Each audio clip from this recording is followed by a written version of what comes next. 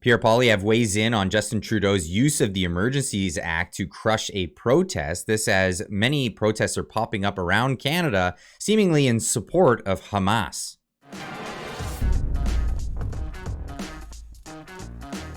True North is reporting on this. Pierre Poilievre calls the use of the Emergencies Act Trudeau's most despicable act. I'll leave a link in the description for the article, but it goes on to say the invocation of the Emergencies Act earlier this year amidst nationwide protests against vaccine mandates and pandemic-related restrictions was widely condemned by civil liberty groups as an overreach. Now, the convoy started off after the Arrive Can app was implemented on cross-border traffic for truck drivers. They had already gone through with all of the things that they were asked to do, and they were seen as heroes. And then that was the straw that broke the camel's back, the intrusion into their life. Now we're looking at this one as $54 million that was paid to, it looks like embezzlement is what it's looking like. The Emergencies Act granted the government broad powers, such as the ability to order bank accounts frozen and just indiscriminately arrest protesters. Pierre's announcement comes as Jewish communities across Canada continue to live in fear of pro-Hamas protests following the terrorist group's attacks on Israel. Now, here's Pierre's words for himself. Question about the pro-Hamas protests that have been taking place. We've been seeing them across the nation pop up, including in Vancouver, and as you mentioned about the Day of Rage that's planned for today, we also see that more are scheduled, including in Vancouver, with little to no consequence for organizers or attendees. In contrast, as you well know, when everyday Canadians gathered in front of our Parliament to oppose things like vaccine mandates in the Freedom Convoy, the Emergencies Act was invoked to crush their protest as well as to freeze bank accounts, etc. If your party forms government, what will it do to ensure that such an egregious double standard doesn't take place for who has the right to protest in our country? So this is an interesting question because on Twitter, a lot of people are saying, use the Emergencies Act. We should go against these people. Now, people who are civil liberties minded would say, no, the use of the Emergencies Act was unprecedented. It was terrible and it should never be done again. And well, you know, but this is a time where people are either calling for it to be used against protests that they disagree with, or yeah, I mean, here's what Pierre Poilievre has to answer to this. That's a very good question. An excellent question, in fact. Justin Trudeau's and the NDP's imposition of the Emergencies Act to crush the civil liberties of Canadian citizens was one of the most despicable acts we've seen under his government. I will ensure that never happens again. I will protect people's freedom of speech, freedom of assembly, and freedom of expression. We will make Canada the freest country in the world. Now, before he goes on, I just wanted to point out that I have in the description down below a list of all the people who voted for the Emergencies Act as it was brought to a vote on the House of Parliament. So if you're wondering about your local representative and what their opinion was at the time of using this Emergencies Act, I know this is going to be a major factor for me in the next election when someone is, I know that the person in my region did vote for the Emergencies Act, and I'll be making sure to vote against them. That is my purview. That is a big issue for me, is civil liberties in this country. If protest is not committing violence or breaking any laws, they're lawfully allowed to do that, whether you disagree with it or not. Yeah, I'm just going to leave this in the description down below, and it'll help you in the next election on what you decide moving forward. But here's the next part of what Pierre Poilievre had to say about this after saying, basically condemning the government for using the Emergencies Act to crush a protest. And at the same time, I will exercise my freedom to condemn anyone who celebrates the murder of little babies, of grandmothers, the rape of mothers that has unfolded in the Middle East because of the evil of Hamas. No Canadian should stand with an evil, sadistic, terrorist death cult like Hamas.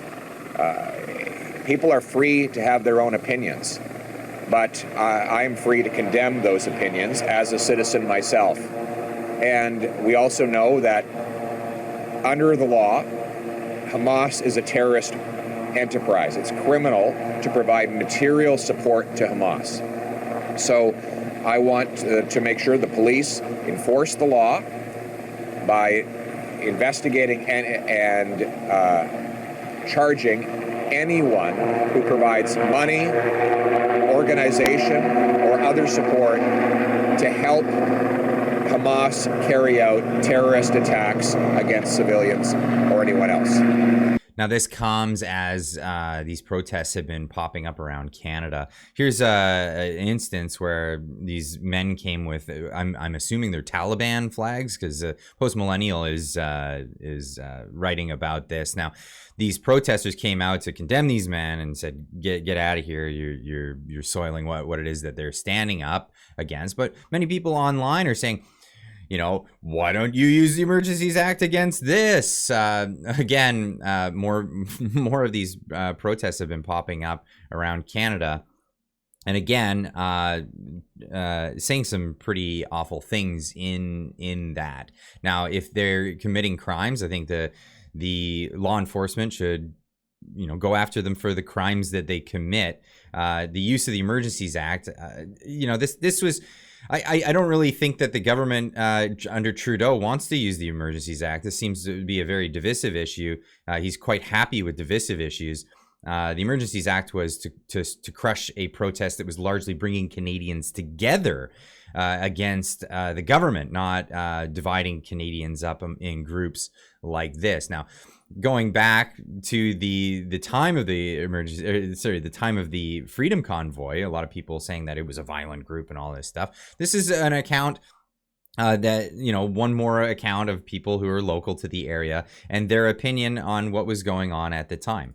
My name's Alana. I'm from Montreal, but I currently live in Hull-Gatineau. And what brought you out to this area where the truckers are commuting and eating? So I'm on my way back from work, and right now I actually have to walk across the bridge. Today it's not too cold, at least it's not minus 40, but I have to walk across the bridge because the cops are blocking the bridges, not the truckers. The cops are blocking about 3 bridges right now. They're causing massive people to line up on the bridges, and a lot of essential workers are having trouble getting through. They're letting them through, but they have to show passes. Interesting. So you're saying it's not because of the truckers, it's something else? No, on the weekend, definitely, like, things were shut down because it was an insane, you know, not party, but there's, I mean, I'm going to use the word party because the vibe here is amazing and very positive. I am double vax.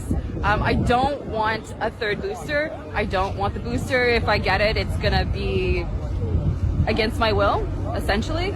And living in Quebec, they're saying that they're going to take away your vaccine passport if you don't have a 3rd booster eventually. Today, the Quebec, actually just about an hour ago. I'll leave a link in the description down below. You can watch the rest of this video. A very interesting take from this individual. But this was at the time of the Freedom Convoy protest. Now, this article here, I'll leave, again, links in the description. Dismantling individual freedoms, a core value for Justin Trudeau, pointing out as constitutionally granted by Canada's Charter of Rights and Freedoms, Section 2 includes the right to participate in peaceful demonstrations, protests, parades, meetings, picketing, and other assemblies. Despite, if people disagree with you, these are the rights that you have in Canada. So if you're not breaking any laws, you can't go and arrest you for doing something that is a constitutionally protected right. Now, chalk that up as a breach of personal freedom and individual liberties right here in a flagrant sidetracking of fundamental rights. Justin Trudeau invoked the never used before implementation of the Emergencies Act, thus circumventing citizens' constitutional right to public protest. So yes, this is a fundamental right in Canada. Now, at the time, they froze, Monty Miff pointing out on Twitter,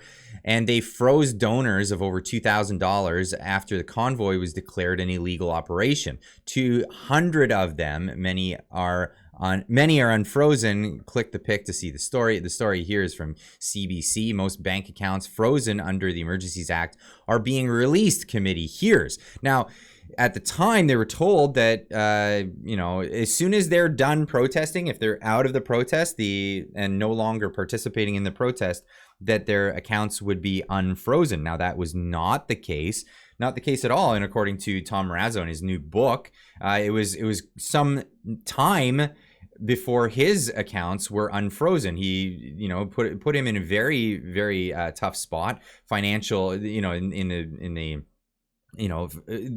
along the lines of financial ruin. He was put on this. So yeah, the People's Emergencies Act, I'll leave a link in the description down below. I've been reading this book. It's a fantastic book, so get your hands on that. And it's a personal account from Tom Marazzo of getting his bank account frozen by the federal government, all of his stuff frozen. Now, here's just a reminder of what terrorism looked like a year ago.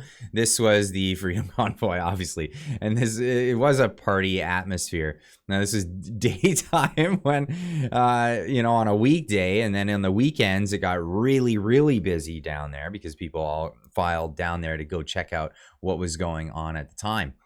Now, here's a National Post article as well. Opinion: the long shadow of the Emergencies Act. The law was invoked not in response to a natural disaster or the outbreak of war, but to a series of disruptive but largely peaceful protests by Christine Van Geyn of the Canadian Constitution Foundation and Jonah Barron, special to National Post. I'll leave a link in the description where you can read this article as well. And this is the thing. You can't go finding new extrajudicial authorities to go after people because you don't like what they have to say. This is what's happening right now in Prince Edward Island. The counselor under siege for mass grave hoax sign, he speaks out. So this is a sign, unbelievably. So this is within his rights, right? And I mean, I don't know if it's personally like the best thing to be doing, but he bought this sign from the municipality for $50 and he put it up in front of his house and he's been putting messages on it. He first got, run through the ringer for putting support our truckers during the convoy, but he normally had the sign reading things like Merry Christmas and yada yada, just seasonal greetings kind of thing. But now he's been getting a little bit more political in his sign usage. But it says here, truth, mass grave hoax, reconciliation, redeem Sir John A.'s integrity. He's talking about Sir John A. Macdonald, our first Prime Minister of Canada. And this is what's going on in this article. It reads on to talk about just the actual thing about what's going on with the mass graves thing. Now we have Truth and Reconciliation Day, and this was because of ground penetrating radar that detected a bunch of a mass grave. Apparently it turned out not to be true. As far as the accusations go, you may wonder why I'm keeping quiet. I consider them so outrageous I won't even dignify them with a response, Robertson said, as he's being accused of all kinds of things for having hateful, harmful content, perpetuating violence. Though Chief Gould may think Robertson is poorly informed, the 2.5 years since the Kamloops Nation of Kamloops, BC, announced that it had confirmed the remains of 215 children who were students of the Kamloops Residential School, no bodies have been found. And this is after they actually dug up the area and they found no indication. Researcher Professor Sarah Beaulieu claims she found a juvenile tooth and a rib bone in the former residential school grounds, but the tooth turned out to be non-human and the rib bone disappeared before it was ever analyzed. The Kamloops Nation and the First Nations have made similar claims about unmarked graves, have only ever found soil disturbances via ground penetrating radar. Manitoba's Pine Creek First Nation found 14 soil abnormalities with the radar, but the excavation only turned up rock. However, if you bring up these facts as Robertson was alluding to with his sign, you will be labeled a denialist. This is actually the language that they're using, trying to, you know, akin to denying the Holocaust or something like that. And Canada's political elites have toyed with criminalizing denialism. And this is where we're at right now, using extrajudicial stuff to go after people for what? Opinions? For their opinion on things that took place so long ago. As for Sir John A., in recent years, he's been known as the architect of the residential schools. He did things that were wrong. He did things that were right. Who amongst us hasn't, said Robertson. But this is his opinion. This is what he's allowed to have. But it looks like he's on the chopping block for cancellation because of his opinions. He put out a sign outside of his house. Well, okay, go ahead. It's a free country. Do what you want to do. But is it really a free country if you can be persecuted for your opinions and having them publicly? Anyway, have your opinion in the comment section down below. Let me know what you think about all of this.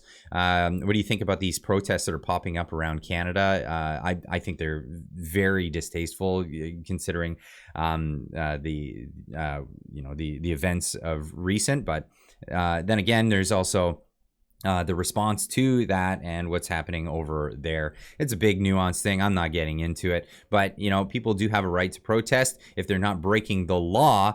And what do you think? Leave a comment in the comment section down below. Let me know what you think about what Pierre Poilievre's response was for you, and we'll see you in the next one. Keep on trucking.